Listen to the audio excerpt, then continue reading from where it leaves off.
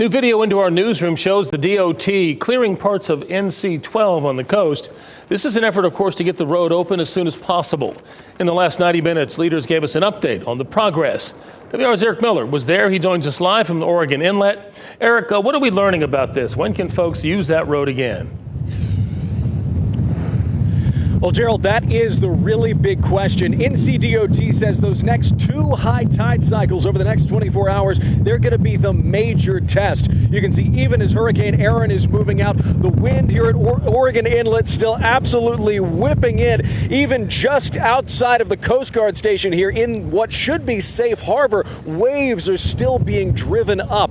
These conditions are continuing to pile both sand and water up onto the road, making it so much harder to get things cleaned up and get these roads reopened. You take a look at some of this video here. This was shared with us by NCDOT. This is some of the worst of what they're seeing right now. This is down around both the town of Hatteras as well as Ocracoke, further out there in the Atlantic. They say there have been major breaches of the dune system there, in places more than a foot of water in the roadway, not to mention the amount of sand that's been both washed and blown in by these severe weather conditions. NCDOT tells us that the direction those beaches and those roads are facing, that's really been the determining factor in why they have taken so much more damage than other places. Take a listen.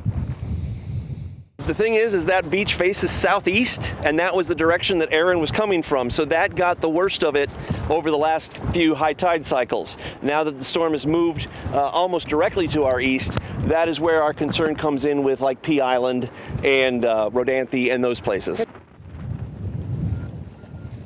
And right now, NCDOT has more than 24 pieces of heavy equipment out there on Hatteras Island. Right now, they're racing to shore up those defenses that do remain, those big sand walls, those dunes, trying to keep as much water off of the road as possible.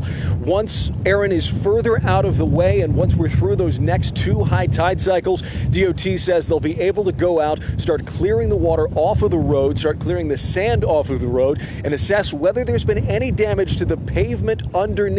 If there hasn't been any damage, they may be able to reopen Highway 12 as soon as tomorrow. But if that road has been ripped up, if that pavement has been broken and scattered, that could potentially be a much longer closure, as DOT officials will have to make repairs there before they can start reopening this road. Still, they are hopeful the next 24 hours may be the end of these painful disruptions for folks out here in the Outer Banks.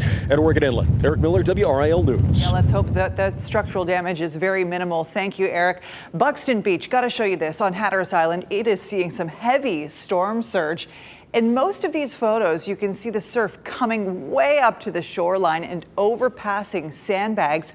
One of them even shows, you see this? That's splattered sand all over a home. Count on WREL for team coverage of Hurricane Erin and its impacts. Our meteorologists are tracking every movement of this storm. We have crews along the coast. You heard from Eric. Also, Heidi Kirk will be bringing us reports throughout the evening. And you can watch the storm move away from North Carolina with the WREL weather app and on WREL.com.